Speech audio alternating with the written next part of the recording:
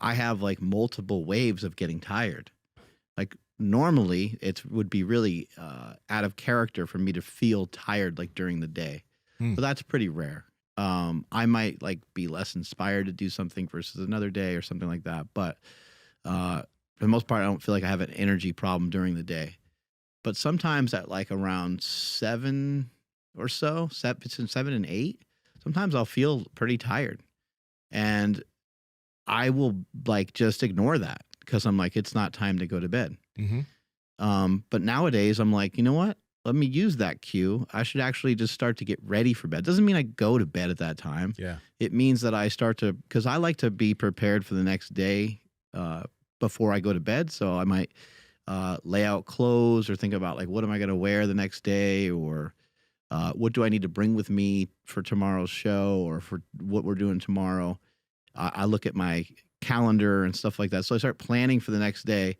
That actually helps calm me down as well. Although sometimes I can get excited about the next day, but for the most part, it helps me be at peace because I like know what I'm going to be doing, when I'm going to be doing it. And I feel prepared. Sometimes not being prepared can make you super restless. So being prepared for the day is something that helps a lot. But I've noticed that I will sometimes push off that first time that I feel tired and I'll ignore it. And then it'll be like 2 hours later, then I'm when I'm supposed to be going to bed, and now I'm not tired at all. And I like re-woke myself back up again. And then if I try to go to bed when I don't feel like going to bed, it ain't gonna happen. So it's important. I do think that there is an importance of like trying to get on a schedule and trying to have specific times, but also I think sometimes those times will be augmented a bit, especially when you have family and you have certain obligations to go to and things like that. They might keep you up later than you'd like. But for the most part, you know, waking up at 6 or waking up at 7 every day, going to bed between 9 and 10 or whatever the time is, that time slot that you have is, that is a really, really healthy practice and something that I think a lot of people should try to work on. You know, one thing I want to add on to what you're mentioning there is it is more beneficial to try to sleep around the same time. And it can somewhat be something difficult for couples, because there might be someone who hears this, whether you're the woman or the man, and you're like, okay, I'm gonna try to get on a consistent schedule. But your spouse may be a person that doesn't sleep at the same time consistently. Maybe some nights they stay up till 2 a.m. and some nights they go to sleep at midnight, but they're just, they don't care that much, right? And when you start doing this, maybe it's difficult because they're doing that. So it might be a good idea to try to maybe educate them if you can on why it's going to be helpful for them. Because I'm lucky enough that my significant other is someone that is very regimented with their sleep. And they somewhat pay attention to the benefits, but I really know the benefits. So actually even it's beneficial for me as somebody who knows how important it is. And I'm just like, God, she's sleeping on time. I got to get to sleep on time because I'm actually the one who sometimes is like, I want to stay up a little bit later. But this person's like, oh, I'm tired. I'm going to sleep. So I'm like, oh, you're right. You know, so it's a good idea to try to like get them in on it with you if you can. And if you can't, whatever. But if you can, it might be a little easier. Yeah. I always say that my son has sleeping windows. So like the window is usually from like 7 to like 8:30. Yeah. Like somewhere in there, he will go to sleep. If we miss that window, we're kind of fucked for another 2 hours because he is like bing, bing. He's wide awake till like close to 10, 11 o'clock. Yeah. And that's a huge bummer. So like when we get him to bed at his normal time around 8 o'clock, I just always say I'm trying to chase his sleep. Like I shouldn't even be up anymore if he's already asleep because when I wake up, he's kind of the reason why I either wake up or when I get up, I'm like, oh, I don't want to move him, you know, like, so it's weird because like he's the reason why I stay in bed or get out of bed because he's either up or asleep still. Like this morning, I tried not to wake him up. Every time I try to sneak out of bed, he would kind of start to wake up. And this was after a long day yesterday where the night before he got really, really bad sleep. So yesterday was rough. He was just like really irritated the whole day. So I wanted to make sure he got plenty of sleep. As I'm trying to get out of bed, he's waking up. So I'm like, no, I'm just kidding. I'm not going anywhere. I'm still here. And then all right, he's asleep. I'll try to get up. Nope, just kidding. I'm not going anywhere. So I stayed in bed pretty late today, which kind of messed up my morning. But I always say that I'm trying to chase his sleep because it's like there's really no point for me to be awake past, his bedtime. Mm-hmm. Mm-hmm. It's just, Your output is also super important, having good, strong output every single day. So, be aware of that. Like, I think that everyone always feels like they work really hard, but, maybe you track that for a couple of days. Maybe you look at like what it is that you're doing and how much real activity is there in there, how much real physical activity is in there. Because if you run and you lift or you do jujitsu and you work out or you worked all day and got a workout in, it's like you should be pretty tired. Mm-hmm. And I'd also say, like, be very cautious of trying to rely on any sort of like drug or anything to get you to sleep. I know there's some people there's some information about melatonin that's coming out that's super interesting, but regardless of stuff like that, I just don't know. I don't know if it's a great idea to rely on anything. I think you can make an argument that there's a time and place for just about anything. So if somebody is really having a real hard time, maybe they see a doctor or something like that and they go through an intervention of that. There are a lot of people that suffer from sleep apnea. So that is something, like, if your partner's like, you sound like you're going to die in your sleep because you're not breathing, you can actually die in your sleep from that. That's the way that the famous football player Reggie White died. He died in the middle of sleep, just choking on his own saliva or vomit or whatever it was. It's a horrible way to go. And it happens to a lot of people, but there's millions of Americans that are undiagnosed with sleep apnea. This is not just a disease that's for people that are heavy or people that haven't been paying attention to their fitness or their nutrition or their diet. There's a lot of people that suffer from it. Reasons on why you get it, who in the hell knows why? There's a lot of speculation on why you get it. But again, I just want to go back and just say, be very cautious on trying to really rely on anything. For me, coming from being 330 pounds, luckily I've never, I shouldn't say never. Luckily, I didn't fall into the trap of trying to rely on anything to get to sleep. There's been times where I popped like sleeping pills on planes and stuff like that, but that's just for fun. It didn't work. It fucked up. Me and Jesse, like, we got totally crushed by it, and then we were so sleepy and out of whack for like the next 2-3 days. It was rotten. Power Project family, how's it going? Now, on this podcast, we talk a lot about getting great sleep. We've done countless podcasts on it. We almost talk about sleep every single podcast because of how important it is for your recovery, for your fat loss, for your muscle gain, all of that good stuff. That's why we've partnered with 8 Sleep mattresses. Now, 8 Sleep mattress has something called the Pod Pro cover, which you can place upon your own mattress or one of 8 Sleep mattresses. And the cool thing about the Pod Pro cover is that it has dynamic cooling and heating through the night. Now, your body's circadian rhythm and your body's temperature changes through the night, and the mattress cover or the Pod Pro cover changes in accordance to that so that you get the best sleep of your life. Some people like myself sweat when we sleep. I sometimes have woken up in puddles and I thought I pissed myself. But because of the Pod Pro cover, it regulates my temperature through the night, so I wake up feeling refreshed and dry.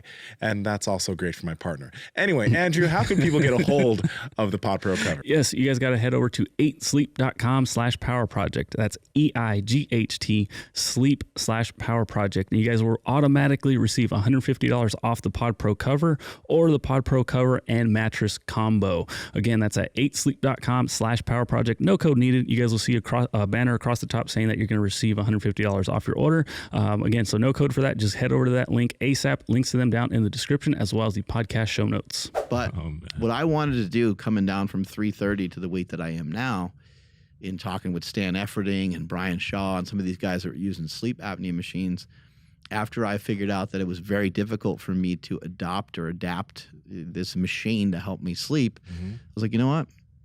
I'm just gonna continue to lose weight and continue to get in better shape until I figure this thing out. And I'm not going to use a sleep apnea machine. I'm going to rid myself of sleep apnea. Now, I don't know if I have officially rid myself of sleep apnea. But I think I've done a really good job of it. And I think that I know for a fact that I'm sleeping through the night a lot better.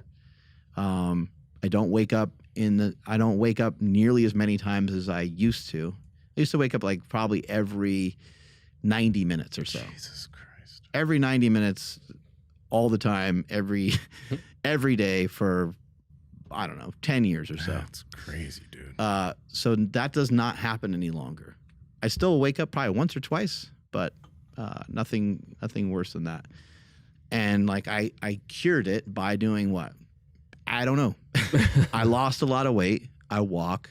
I run. I actually think that running has helped quite a bit just from the like breathing variability. People talk about heart rate variability.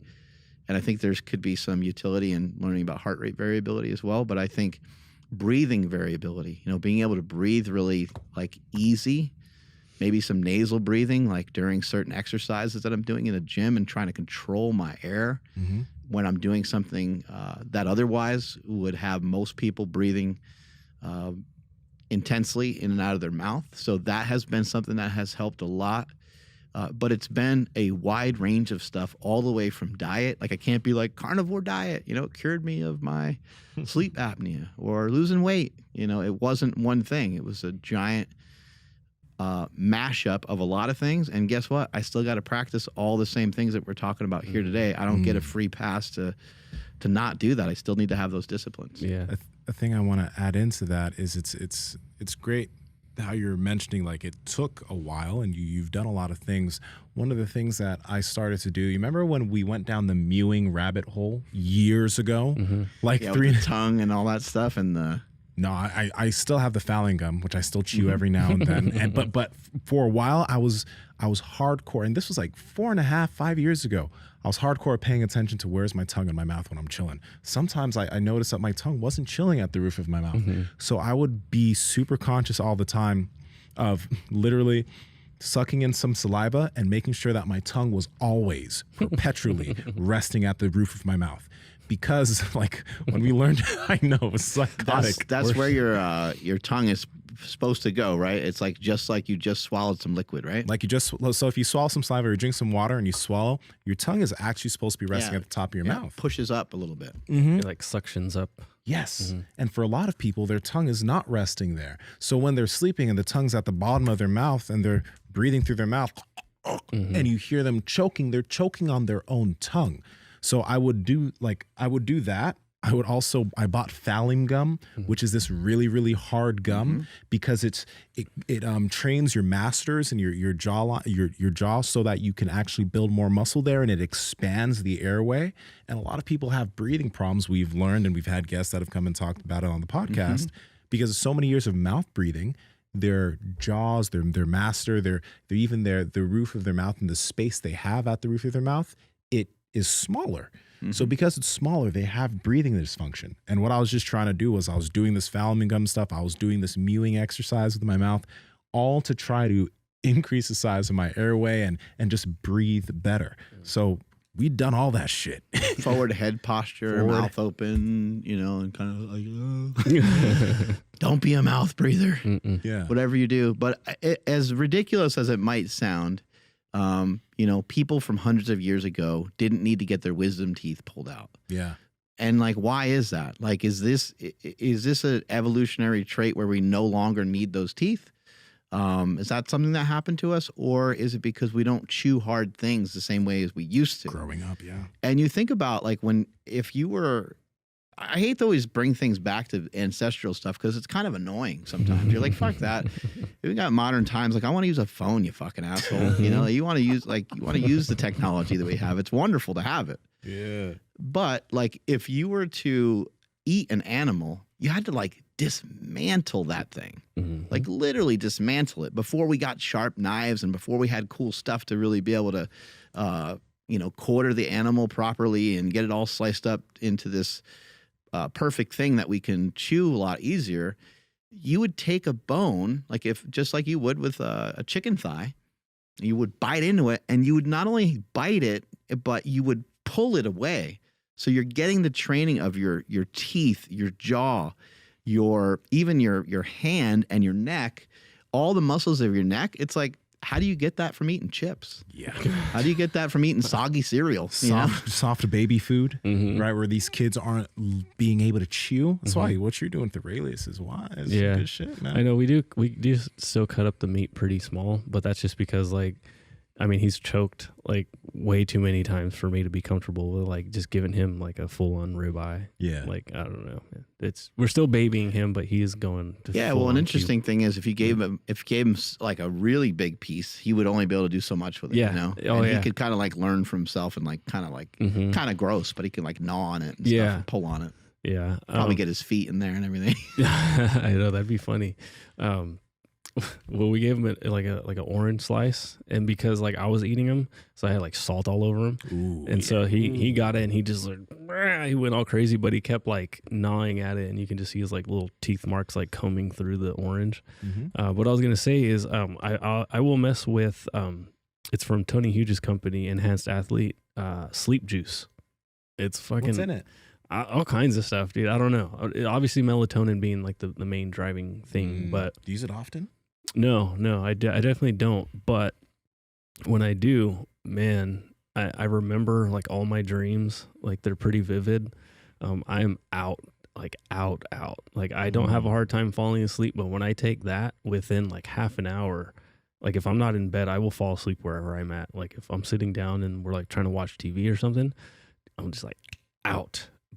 So it's fun, and it is very tempting because when I go to bed, like I'll take some nighttime vitamins and I'll see it and I'll be like, I was like, maybe I'll do it again tonight. And the next night it's like, I probably shouldn't. You know, I obviously it's going to be like, oh, it's not habit forming, but it can be, you know, it's a slippery slope, we'll say. But man, it is nice to just be completely out cold. Dude, I think that is, I think it's great. It's cool, but it's something to be careful with because, I mean, I know people who built the habit of using melatonin before sleep, and now they can't sleep before melatonin. My ex needed Benadryl like 4 or 5 nights a week because she couldn't fall asleep, or she had insomnia without Benadryl. And she formed that habit young. I'm just like, God damn, like you need to use Benadryl every night. So like, you know, we're going to try What else is that doing to your body? Yeah, dude. You know, and that's why we're trying to give you all these habits, right? These things to do during your day, like exercise, you know, tire your body out, right? All these little things to do so that when nighttime comes, you're not one of those, like, I think a lot of people that say, oh, I got insomnia, they might not have some habits that are good, but they might not also be expending energy during their day. And now it comes to night and they still have all this energy. Well, that's one of those things where, you know, if you're using your body, you should be tired by the time your head has to hit that pillow. Man, I just really quick, because I don't want to put out bad information, but I was just looking up the ingredients for sleep juice. It only has 0.5 milligrams of melatonin, which I'm like, oh shit, I was way off. But it does have 5-HTP, has kava powder, green tea extract. Let's see, L-theanine.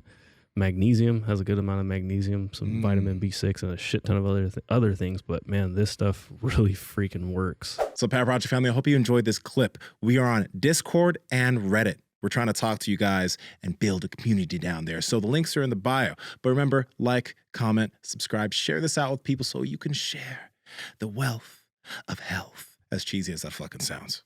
Peace.